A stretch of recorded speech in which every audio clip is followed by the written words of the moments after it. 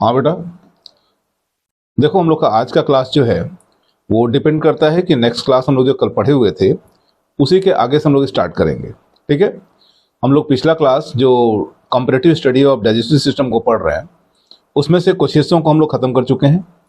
जैसे oral cavity तक हमने पढ़ा रखा है और कुछ टॉपिक जो हैं ओरल कैविटी के बचे हुए हैं। उसके साथ ही आज का क्लास का जो है हम स्टार्ट कर रहे हैं और आप ध्यान से इसको पढ़िए। अगर पीछे वाले में से कोई क्वेश्चन बचा हुआ है तो आप उस क्वेश्चन को हमसे आज की डेट में इस वीडियो में भी आप हमसे पूछ सकते हैं और कमेंट थ्रू जा करके। ठीक है बेटा, हमारा प्रयास होगा कि एलिमेंट्री कैनाल के बारे में कंपैरेटिवली हम आपको समझा दें। ठीक है बेटा, और ये बीएससी पार्ट 3 के लिए यानी थर्ड ईयर के लिए और थर्ड ईयर में फिफ्थ सेमेस्टर के लिए 5वें सेमेस्टर के लिए हम लोग पढ़ रहे हैं जो काशी विद्यापीठ का सिलेबस है। दूसरे यूनिवर्सिटीज में पढ़ाया जाएगा, हो सकता है उनके सेमेस्टर अलग अलग हों। ठीक है बेटा, मैं स्टार्ट कर रहा हूं, चलिए। ठीक है बेटा, ये आज का जो क्लास है वो लिख रखा है नोजल सैक से हम स्टार्ट कर रहे हैं। Nasal sac in a vertebrate embryo originate as ectodermal invagination, याद रखो बेटा, ऑफ हेड। ये जो नोजल सैक है, जब आप देखेंगे किसी भी ऑर्गेनिज्म को तो नाक में उसके एक गड्ढा दिखता है, सैक दिखता है, और उसका ओरिजिनेशन कहाँ से हो रहा है तो हेड जो है इन्वेजिनेट हो रहा है, हेड जो है अंदर की ओर धंस रहा है और वो नोजल सैक को फॉर्म कर रहा है। ठीक है, आगे लिखा हुआ है इन मोस्ट फीसेस, याद रखो बेटा, इन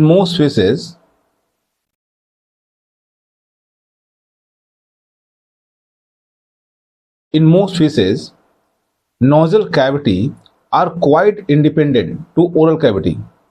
आप बहुत सी फीसेस को देखोगे तो उसमें नाक के अंदर जो कैविटी है, ठीक है, वो इंडिपेंडेंट होती है, वो ओरल कैविटी से अटैच नहीं होती। हम लोग की ओरल कैविटी से अटैच होती है। ठीक है, हम लोग की जो कैविटी है अंदर जाकर के फेरिंग्स के पास खुल जाती है, लेकिन बहुत सी मछलियों की वो इंडिपेंडेंट होती है, वो अटैच नहीं होती। ठीक है बेटा, आगे है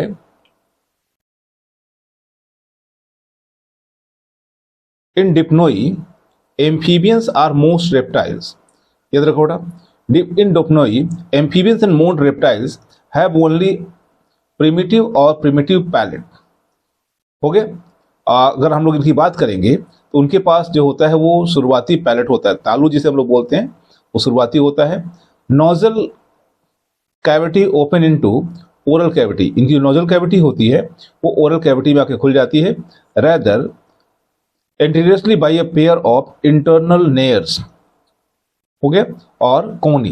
याद रखो बेटा, जो ढेर सारे हम लोग बात कर रहे हैं किसका, रेप्टाइल्स का और एम्फीबियंस का, जो नोजल कैविटी है, नाक की जो कैविटी है वो अंदर की ओर जाकर के, ठीक है, फेरिंग्स के पास खुल जाती है। ठीक है, उनको हम लोग बोलते हैं इंटरनल नेयर्स। नाक के जो छेद हैं वो अंदर की ओर फेरिंग्स में खुल रहे हैं, उनको हम लोग इंटरनल नेयर्स बोलते हैं। बेटा आगे पढ़ते हैं हम लोग। In amniotes with information a hard और सेकेंडरी पैलेट, याद रखो बेटा, इनके पास जो पैलेट होता है, पैलेट मतलब होता है तालू, पैलेट मतलब तालू होता है जो हमारे बकल कैविटी के छत को बनाता है। ठीक है, the respiratory nozzle passage become effectively separate from oral cavity और फूड पैसेज। याद रखो बेटा, अगर हम लोग बात कर रहे हैं एमनियोट्स की तो उनके में जो हार्ड पैलेट है, हार्ड सेकेंडरी पैलेट है, वो रेस्पिरेटरी नोजल पैसेज को और ओरल पैसेज को, जिससे हम लोग का खाना जाता है हमारे एलिमेंट्री कैनाल में, उसको, और जिससे हम सांस लेते हैं उसको बिल्कुल सेपरेट करता है। And the नेयर्स open for posteriorly into the pharynx, जो नाक का छिद्र है, जो इंटरनल नेयर्स हैं, ठीक है, वो जाकर के फेरिंग्स में खुल जाते हैं। आगे हम लोग पढ़ रहे बेटा, in birds this palate is cleft so that nasal और oral cavity are direct communicate. याद रखो बेटा, अगर हम लोग बर्ड्स की बात करेंगे तो उसमें नोजल कैविटी जो है, ठीक है, और ओरल कैविटी जो है वो उन दोनों के बीच में एक दरार रहेगा। ठीक है, ओरल कैविटी और नोजल कैविटी के बीच में एक दरार रहेगा और दरार के कारण दोनों कैविटी एक हो जाती है, एक दूसरे से कम्युनिकेट करने लगती है। In mammals bony plates are continue posteriorly as membranous soft palate. याद रखो बेटा, मैमल्स की जब हम लोग बात करते हैं तो हड्डी की प्लेट होती है, जो हम लोग का पैलेट बोन है, जो हम लोग का पैलेट है वो दो हिस्से में बटा हुआ है। आगे की ओर हार्ड पैलेट होता है और पीछे की ओर, ठीक है, जो रूफ है, बकल कैविटी का जो रूफ है उसमें पीछे की ओर का जो हिस्सा होता है वो सॉफ्ट होता है। इसके बारे में बात कर रहा है।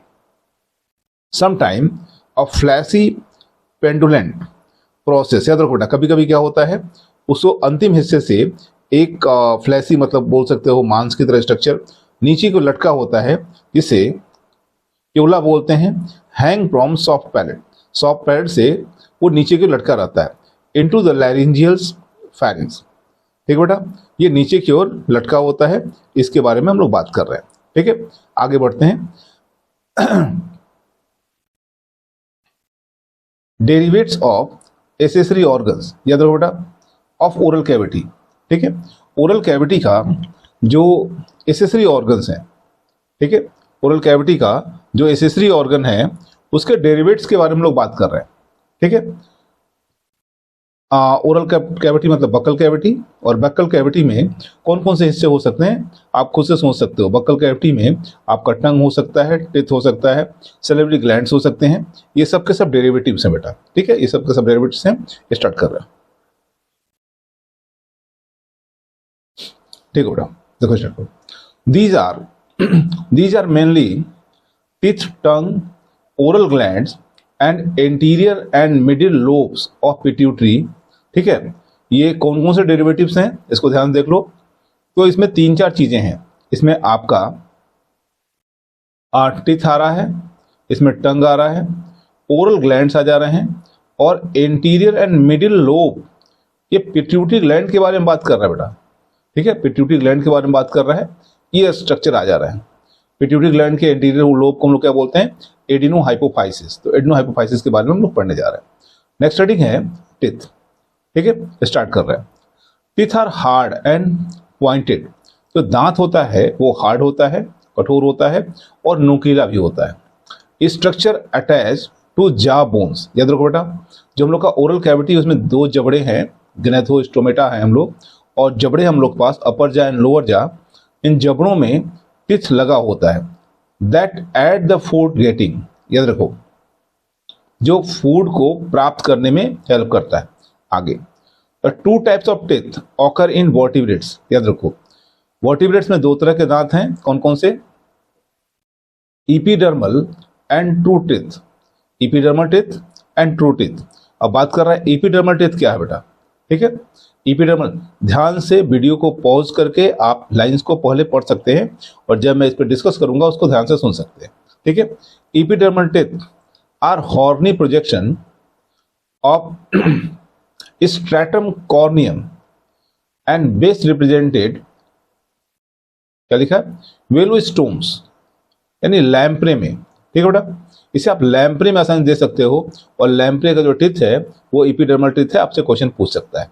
आगे, other examples are conical projection fore limb, हो गया, form limb of tetrapods of some species of frogs, serration on beak of some turtles and birds, horny plates of duckbill, sirenian and baleen whale, and egg tooth for cracking egg cell before hatching the turtle।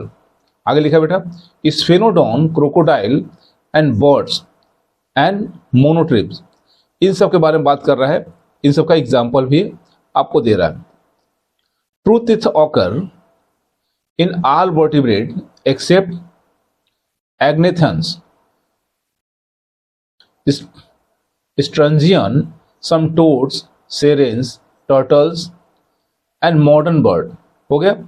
Teeth are polyphyodont, acrodont, homodont in fishes. याद रखो बेटा, पॉलीफॉइडॉन्ट मतलब कई तरह के दांत हो जाएंगे, एक्रोडॉन्ट मतलब केवल ये दांत जो रहेंगे वो मसूड़े पर, गम्स पर चिपके हुए रहेंगे, जाप पर। होमोडॉन्ट मतलब सारे टीथ एक ही जैसे होंगे। कहाँ की बात कर रहा है, फिशेस की। Amphibians and most reptiles, but तीनों के बारे में बात करते हैं बेटा, एम्फीबियंस और ढेर सारे रेप्टाइल्स में इस तरह के दांत होंगे, but they are diphyodont, thecodont and heterodont in mammal. ये देखो बेटा, अगर इन्हीं टेस्ट की बात किया जाए तो अगर मैमल्स की बात किया जाए, भाई एम्फीबियन किसने बात किया, तो एम्फीबियन में क्या मिला, टिथ पॉलीफायोडॉन्ट है, एक्रोडॉन्ट है, होमोडॉन्ट है। फिश में, एम्फीबियन में और मोस्टली रेप्टाइल्स में। लेकिन जब मैमल्स की बात की जा रही है तो मैमल्स में 3 तरह के दांत हैं। कौन कौन से, डाइफायोडॉन्ट, यानी इनके दांत 2 बार ओरिजिनेट होते हैं बेटा, 2 बार निकलते हैं। पहली बार जो दांत निकलता है उसे हम लोग मिल्क टीथ कहते हैं, और दूसरी बार जो टीथ निकलता है उसे हम लोग परमानेंट टीथ कहते हैं। 2 बार दांत निकलता है, दिस फिनोमेना इन्होंने डाइफायोडॉन्ट। इसके अलावा जो इनके दांत होते हैं वो जबड़े की हड्डी में, जिसे हम लोग डेंटरी बोलते हैं, डेंटरी में धंसे हुए होते हैं, सो इसे थीकोडॉन्ट कहा जाता है। और तीसरा है, मैमल्स के जो टीथ होते हैं वो स्ट्रक्चर में कई तरह के होते हैं, स्ट्रक्चर एंड फंक्शन में कई तरह के होते हैं, so those are known as heterodont. इनको हम लोग 4 कैटेगरी में बांट देते हैं। इंसाइजर है, कैनाइन है, प्रीमोलर है और मोलर है। आगे बढ़ रहा बेटा, teeth are similar in structure of placoid scales of shark composed of a core of dentine. हो गया। सब माउंटेड बाई, याद रखो बेटा, बाई अ क्राउन विच इन्होंने इनेमल। याद रखो बेटा, दांत के ऊपर, दांत को हम लोग टेथ को 3 हिस्से में बांट देते हैं। टेथ जो होता है 3 हिस्से में बढ़ जाता है, ठीक है। नीचे वाले हिस्से को हम लोग रूट बोलते हैं, ठीक है, ऊपर वाले को क्राउन और बीच में नेक, ठीक है। और क्राउन के ऊपर इनेमल चढ़ा होता है बेटा। इनेमल जो है वो दांत पे लगा हुआ एक हार्ड पोर्शन है, ठीक है। इसी इनेमल के बारे में बात कर रहा है, ठीक है। इसके ऊपर हार्ड पोर्शन है and believe to have enveloped from bony scales. याद रखो बेटा, और ये माना जाता है कि जो दांत बना हुआ है ये बोनी स्केल से डेवलप हुआ है। अगला है हम लोग का बेटा, नेक्स्ट हेडिंग जो है वो टंग है। टंग हम आप जानते हैं, टंग किसे बोलते हैं, जीभ बोलते हैं। और इसका काम क्या होता है, तो फूड को आपस में मिक्स कर रहा होता है, जो भी हमारे बकल कैविटी में आता है, ओरल कैविटी में। इसके साथ ही साथ जो टंग है वो हाईली मस्कुलर स्ट्रक्चर है, बकल कैविटी को साफ करता रहता है। इस पे टेस्ट बर्ड भी होते हैं मैमल्स में, हमारे आप में टेस्ट बर्ड्स हैं और कई तरह के टेस्ट को हम लोग पहचान सकते हैं। इसके अलावा ढेर सारे काम होते हैं टंग के। हम लोग पढ़ने जा रहे हैं कि अलग अलग वर्टिब्रेट्स में टंग का क्या रोल है और स्ट्रक्चर क्या है। A structure called tongue is found, हो गया बेटा, in the mouth of nearly all vertebrates. कोई भी वर्टिब्रेट्स होगा उसके माउथ के अंदर यानी ओरल कैविटी में आपको टंग मिल जाएगा। They show much diversity and not all the homologous with mammalian organs in which we are most familiar. ये देखो बेटा, जरूरी नहीं है कि सारे मैमेलियंस में एक जैसे टंग दिखाई दें, इसमें डाइवर्सिटी है बेटा, ठीक है।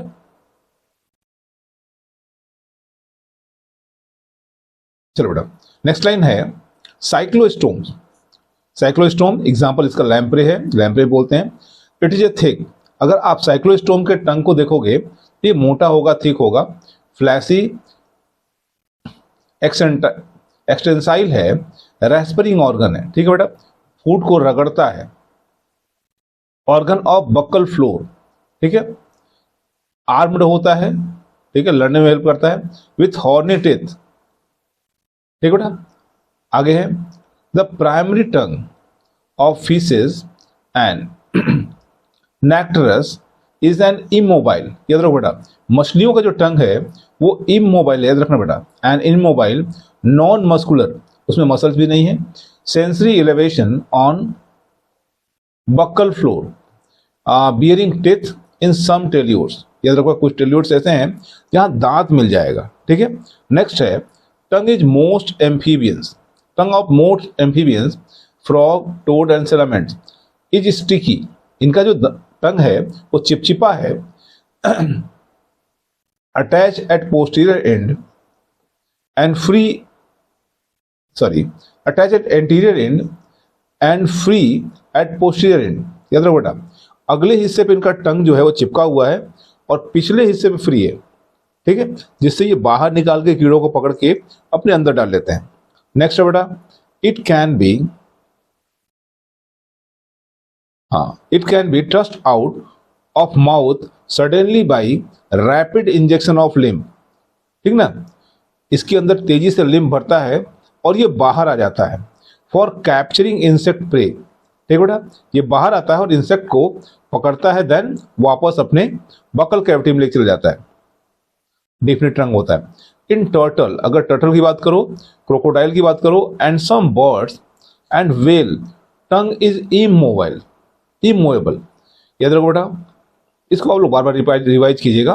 टर्टल में, क्रोकोडाइल में और बर्ड्स में जो टंग है वो इमूवेबल है, ठीक ना, ये मूव नहीं करेगा। नेक्स्ट है, इन स्नेक सम लेजर्ड्स, ठीक है बेटा, in snake some lizard and some birds and some mammals, ठीक है, जिसे एंटीटर लिखा हुआ है। इट इज लॉन्ग, ठीक है, यानी कुछ स्नेक हैं, सांप हैं जिसमें टंग बहुत लंबा है, कुछ लिजर्ड्स भी हैं जिनके टंग लंबे हैं। इसके अलावा कुछ बर्ड्स हैं, मैमल्स हैं, और मैमल्स में एंट ईटर है, इसका टंग बहुत लंबा है। It is long, highly protractile and often use for food capture. Tongue का यूज यहाँ पे फूड को कैप्चर करने के लिए किया जा रहा है, फूड को, भोजन को या प्रे को पकड़ने के लिए किया जा रहा है। In some lizard and snake it is forked, ठीक बेटा, फ्रॉग्ड। कुछ लिजर्ड स्नेक के जो टंग होते हैं फटे होते हैं, एंड द फ्री एंड, जो टंग का, जीभ का जो अंतिम हिस्सा है जो बाहर दिख रहा है किनारे की ओर, वो फटा हुआ रहेगा। And retractile, retractile into basal sheath. In most mammal tongue is attach to buccal floor, ठीक है, अगर मैमल्स की बात करोगे तो टंग जो होता है वो बक्कल फ्लोर से अटैच होता है लिगामेंट के द्वारा, और इस लिगामेंट को फ्रेनुलम बोला जाता है, ठीक है बेटा, इस लिगामेंट को फ्रेनुलम बोला जाता है, या फ्रेनुलम के बारे में जिक्र कर रहा है, इसको लोग देख लीजिएगा आगे। The principal role of mammal tongues is to help in manipulation. याद रखो बेटा, मेन रोल क्या है मैमल टंग का, तो ये मैनिपुलेट करता है, भोजन को आगे पीछे खिसकाता है, ठीक है, जब हम फूड को चबा रहे होते हैं, ठीक है, या निगल रहे होते हैं तो उसमें वो हेल्प करता है। एंड सलोइंग ऑफ फूड, सैलोइंग, ठीक है, फूड को निगलने में ये हेल्प करता है। आगे बढ़े बेटा। It is also bear numerous microscopic taste birds, ये बर्ड्स गलत लिखा है, but BUD, taste bird. It also bear numerous microscopic taste birds. Human tongue is also a great importance in speech. अगर बात ह्यूमंस की करते हैं, अपनी बात करते हो, तो टंग का बहुत बड़ा रोल है बोलने में, स्पीच बोलने में। In amniotes tongue is made up by fusion of 4 part. याद रखो बेटा, एमनियोट्स की बात करोगे तो उसमें जीभ जो है उसमें 4 पार्ट है, प्राइमरी टंग और muscular and glandular part, called tuberculum, हो गया इम्पेयर, एंड 2 लिंगुअल फोल्ड्स, ठीक है, और मुड़े हुए हिस्से होंगे। आगे बढ़ना हम लोग, ओरल ग्लैंड, ठीक है बेटा, ओरल ग्लैंड्स कौन कौन से ग्लैंड हमारे ओरल कैविटी में है, बकल कैविटी में कौन कौन से ग्लैंड हैं, इसके बारे में हम लोग पढ़ने जा रहे हैं, ठीक है बेटा। Vertebrates exhibit a great variety of glands opening into mouth cavity। याद रखो बेटा, वर्टिब्रेट्स में कई तरह के ग्लैंड्स होते हैं और उसमें डाइवर्सिटी बहुत ज़्यादा है, ठीक है, वैरायटी बहुत ज़्यादा है, और ये बकल कैविटी में खुल जाते हैं। And often named according to their location, और इनका जो नाम दिया गया है ये जिस जगह पे है उसी के बेसिस पे इनका नाम दिया गया है, जैसे such as palatine gland, lingual gland, sublingual gland, maxillary gland, labial gland, parotid gland, ठीक ना, इसमें से कई तो सैलिवरी ग्लैंड्स हैं, ठीक है। As a rule oral glands are absent in few aquatic form. याद रखो बेटा, ओरल ग्लैंड्स जो हैं वो कुछ एक्वेटिक फॉर्म में, कुछ एक्वेटिक ऑर्गेनिज्म में एब्सेंट होते हैं बेटा, ठीक है, उनके में ग्लैंड नहीं होते हैं, बट ग्रेजुअली हो जाएगा, but gradually increase in number and complexity in terrestrial forms, याद रखिएगा, ठीक है, terrestrial form, fish and aquatic amphibians have only simple mucus gland, ठीक है, mucus gland. Poisonous snake have large poison gland. The largest oral gland are enzyme secreting salivary glands of mammals which secrete enzyme called salivary amylase या ptyalin. ठीक है बेटा, जो snake के बारे में बात बोल रहा है वो पॉइजन ग्लैंड बनाता है, और अगर मैमल्स के बारे में बात करोगे तो कुछ जो सबसे बड़े साइज के जो ग्लैंड्स हैं वो एंजाइम सिक्रेट करते हैं फूड को डाइजेस्ट करने के लिए, और इसे हम लोग सेलेवरी एमाइलेज बोलते हैं. नेक्स्ट रीडिंग है बेटा हम लोग का एडिनोहाइपोफाइसिस के बारे में. नेक्स्ट जो है वो एडिनोहाइपोफाइसिस पे बात किया जा रहा है ओरल ग्लैंड का. क्या क्या है ये तो देखते हैं इसको हम लोग. एडिनोहाइपोफाइसिस मतलब पिट्यूटरी ग्लैंड का anterior portion. Pituitary the most important endocrine gland of vertebrates. याद रखो बेटा, मास्टर ऑफ एंडोक्राइन ग्लैंड हम लोग इसको बोलते हैं. ठीक है, तो मोस्ट इंपॉर्टेंट पार्ट है एंडोक्राइन ग्लैंड का of vertebrates, consist of 3 lobes. याद रखो बेटा, पिट्यूटरी ग्लैंड में 3 लोब होता है, 3 लोब होता है, हैविंग ड्यूअल एम्ब्रियोनिक ओरिजिन, और इसका ओरिजिन भी 2 अलग अलग है. यानी एडिनोहाइपोफाइसिस अलग जोन से ओरिजिनेट हो रहा है और न्यूरोहाइपोफाइसिस अलग हिस्से से हो रहा है. और वेंट्रल इवेजिनेशन ऑफ डायनसेफ्लॉन. याद रखो बेटा, ब्रेन का एक पार्ट है जिसको डायनसेफ्लॉन कहते हैं, और वो इमेजिनेट हो रहा है, बाहर निकल रहा है, और जो स्ट्रक्चर बाहर निकल रहा है उसको हम लोग इनफंडिबुलम बोलते हैं. From the posterior lobe forms the posterior lobe of pituitary. याद रखो बेटा, ठीक है, ये पोस्टीरियर लोब को बनाता है आगे. इसे हम लोग पोस्टीरियर लोब को पार्स नर्वोसा भी बोलते हैं और न्यूरोहाइपोफाइसिस भी बोलते हैं. Whereas dorsal diverticulum of stomodeum called Rachis pockets consists of to form anterior and middle lobe of pituitary. याद रखो बेटा, Rachis pouches जो है ये क्या बनाने वाला है तो एंटीरियर और मिडिल लोब ऑफ पिट्यूटरी को बनाने वाला है, जिसे हम लोग एडिनोहाइपोफाइसिस कहते हैं. बहुत इंपॉर्टेंट पोर्शन है, जब आप हार्मोन को पढ़ेंगे तो इसको पाएंगे. ठीक है, नेक्स्ट रीडिंग जो है हम लोग की है वो फेरिंग्स है, मोस्ट इंपॉर्टेंट है, एलिमेंट्री नल का part.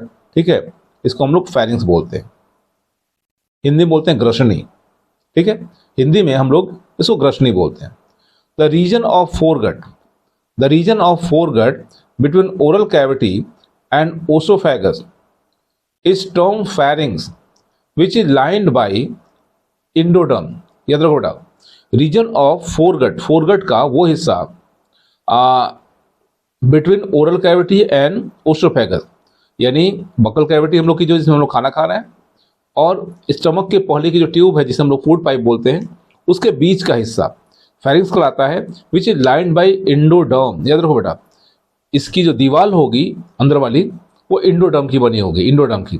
Being concerned with digestion as well as respiration, यानी फेरिंग्स का डबल रोल है. फेरिंग्स 2 काम कर रहा होता है. ये क्या क्या कर रहा होता है, एक इसका काम ये है कि डाइजेशन में हेल्प करता है, एज वेल एज ये रेस्पिरेशन में भी हेल्प करता है, अलग अलग वर्टिब्रेट्स को देखोगे तो. ठीक है, फेरिंजियल गिल स्लिट्स होते हैं, फेरिंग्स में दरारें होती हैं जो गिल स्लिट्स होती हैं और रेस्पिरेशन में हेल्प करते हैं, ऑक्सीजन को कैप्चर करने में हेल्प करता है.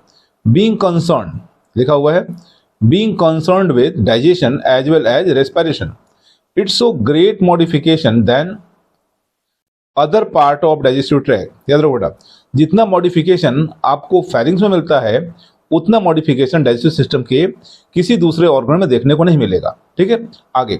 इन fishes pharynx is extensive and perforated by gills. जब आप मछलियों में देखोगे तो उसके जो फेरेंशियल रीजन होता है वो एक तो साइज में बड़ा होता है, नंबर 2 उसमें दरार पाया जाता है, छिद्र पाया जाता है.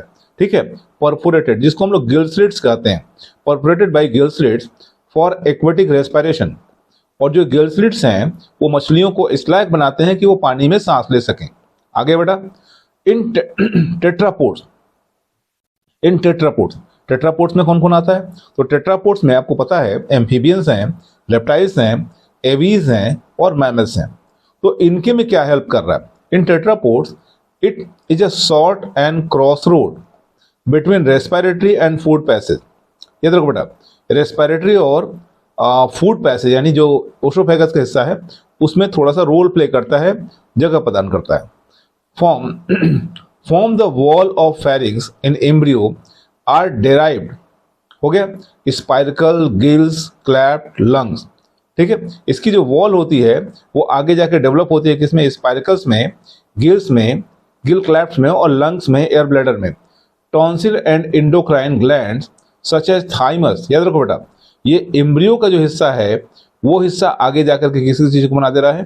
तो ये स्पाइरकल्स को भी बना रहा है, गिल क्लैप्ट को बना रहा है, लंग्स को बना रहा है, एयर ब्लैडर को बना रहा है, टॉन्सिल को बना रहा है, इंडोक्राइन ग्लैंड्स कुछ हैं जैसे थाइमस, थायराइड और पैराथायराइड को भी बना रहा है, डेवलप कर रहा है। ठीक है बेटा, आगे बढ़ते हैं हम लोग। ओसोफेगस को कोशिश करते हैं खत्म किया जाए। Oesophagus is a simple muscular distensible tube connecting by pharynx to stomach.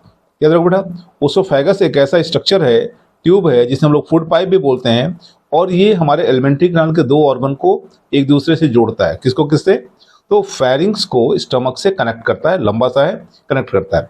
It's length is related to the length of neck. याद रखो बेटा, इसकी लंबाई उतनी होती है जितने गर्दन की लंबाई होती है।